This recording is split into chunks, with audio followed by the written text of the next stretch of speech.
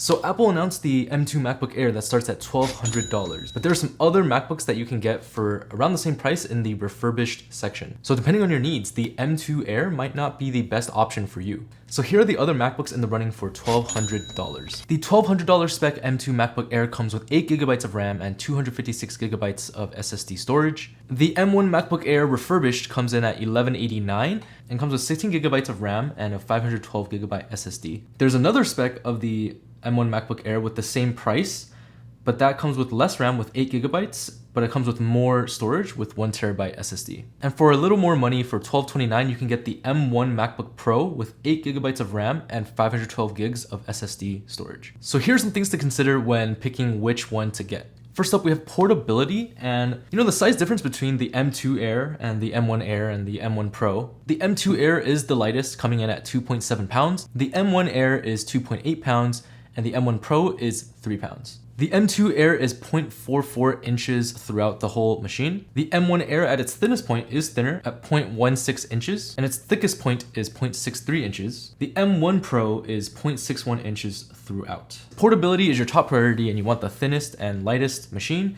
then the M2 Air wins in this category. Next up, we have chip speed. Apple states that the new M2 chip is 18% faster with the CPU and 35% more powerful with the GPU. Some other things to note is that there's more memory bandwidth with the M2 chip, and the M2 chip also adds ProRes and ProRes RAW decode and encoding. So yes, overall, the M2 chip is objectively faster. However, I watched a video from The Verge discussing the difference between M1 and M2, and they stated in really big Google documents and spreadsheets, they actually saw a pretty noticeable difference in loading times for those bigger files. But honestly, for day-to-day tasks like web surfing and using YouTube and listening to music and stuff like that, an M1 chip and the M2 chip should both be pretty similar in performance. But if you want the best performance, then objectively, yes, the M2 is the best one. Now let's talk about RAM. So at this price point, the only model that comes with more RAM is the M1 Air with 16GB of RAM and a 512GB SSD. RAM is definitely important for those of you who are doing more intensive tasks, who want to run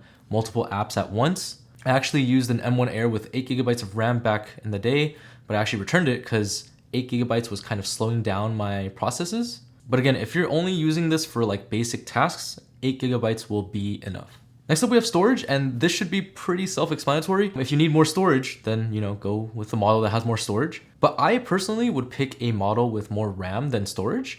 And if I really needed storage later down the line, I would go with an external hard drive. But that's up to you. If you really want internal storage, I know lots of people who like more internal storage. So the best option out of the bunch is the M1 Air with 8GB of RAM with a terabyte of SSD storage. Next up, we have battery life. And the one with the most battery life is the M1 Pro, the M1 MacBook Pro. M2 MacBook Air comes with a 52.6 watt battery.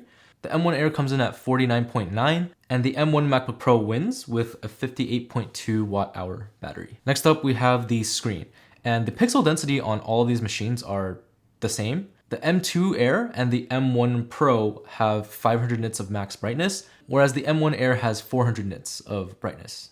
The M2 Air on paper has a slightly bigger screen, and that's because of the little notch at the top. It adds like some space for the toolbar. If you plan on using the laptop in broad daylight, then yes, go with a model with 500 nits of brightness, but 400 nits should be passable, I'm guessing, in daylight. If you use it more indoors, then 400 nits is plenty. Now let's talk about ports. This is pretty cool because the M2 Air comes with a MagSafe port as well as 2 USB-C ports.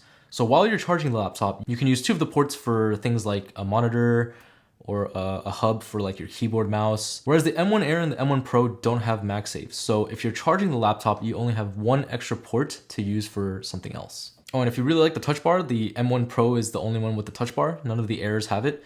The M1 Air and the M2 Air have the function keys. So let's talk about fans and the cooling. So both the Air models don't have any fans, so it's a completely silent computing experience, whereas the Pro does come with a fan. So if you're planning on using this for prolonged periods of time, then a fan can come in handy. I'm trying to think whether an M2 Air, which is bottlenecked with no fans, is still more powerful than an M1 Pro with a fan. We'll have to wait and see for the M2 Air reviews to come out and see the benchmarks. But me personally, I used an M1 Air back then, again, without a fan, and I used the M1 Pro with a fan, and the M1 Pro was definitely better. The M1 Air started getting laggy after around 30 minutes of video editing. So yeah, I returned the M1 Air and used the M1 Pro, but that's because of my use case. If you're only using it for, again, basic tasks, the Air is like really good. In the end, it's all about your needs and use cases.